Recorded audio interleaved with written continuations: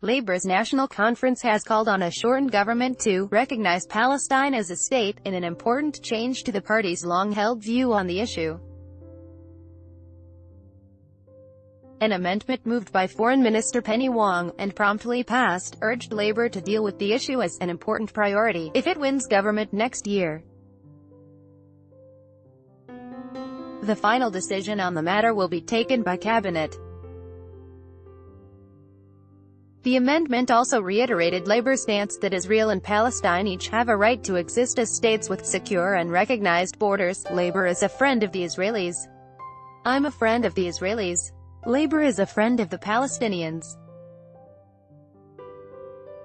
I'm a friend of the Palestinians. Ms. Wong told delegates, all who come to this debate do so in the hope of contributing to peace and to a just and lasting resolution. We recognize that a just two-state solution will require recognizing the right of both the Palestinian and Israeli people to live peacefully. Ms. Wong praised her colleagues for their even-handedness on the issue.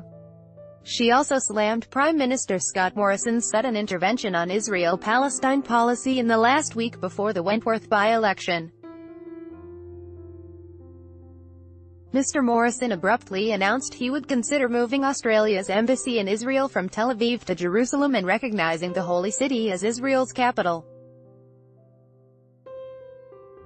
He eventually decided not to move the embassy, and to recognize West Jerusalem as the capital, in a shameful act 5 days before the Wentworth by-election. Mr. Morrison put his own political interest ahead of the national interest. Ms. Wong said, astonishingly, it was a decision made without consulting either the Israelis or the Palestinians themselves. Mr. Morrison has denied accusations that his move in the lead-up to the by-election damaged Australia's interests.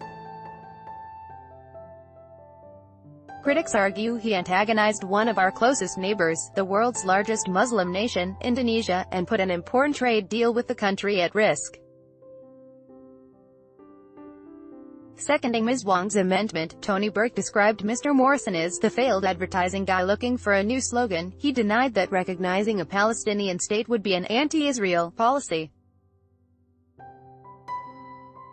He said it was a rejection of some of the hardliners who believe that the occupation of another people can be permanent. Mr. Burke argued that Australia already recognizes governments guilty of human rights abuses, and some that are actively harming our national interests. Recognition is the normal approach across the world, he said.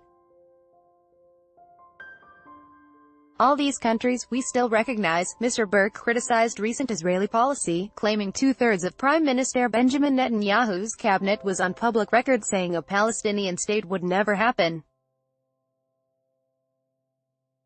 He slammed Israel for resorting to violence on its borders, and for continuing to allow settlements to be built on disputed land. In recent years, particularly with the growth of settlements, we've seen the balance of negotiations shift, he said. People in this room understand the implications of a bargaining table where one side of the table disproportionately already has what it wants. We have reached the point where the arguments to wait have become thinner, and the arguments for recognition have become stronger. The amendment was part of a broader debate on Labour's foreign policy platform. Delegates also voted in favor of committing to sign and ratify the United Nations Treaty on the Prohibition of Nuclear Weapons. This is a major breakthrough that heralds a more constructive Australian approach to nuclear disarmament. The treaty is our best hope for making meaningful progress in eliminating the world's worst weapons, said Jem Romold, the Australian director of the International Campaign to Abolish Nuclear Weapons, again, in response to the commitment. Icahn won the Nobel Peace Prize in 2017. The current government has opposed this treaty based on its misguided belief that U.S. nuclear weapons keep us safe. Ms. Romold said, for most Australians, this is a no-brainer. Nuclear weapons are never an acceptable means of defense. Labour has also committed to increase Australia's international aid budget. Ms. Wong blasted the government for making unprecedented cuts to it, saying Mr. Morrison, Malcolm Turnbull and Tony Abbott had caused great harm to some of the poorest people in the world, and harmed Australia's interests overseas. It says a lot about Scott Morrison and His predecessors, she said, they are at odds with the generous spirit of the Australian people. Scott Morrison is debasing foreign policy as a political tool. There has never been a greater need for Australia to play our role in dealing with the global humanitarian crisis.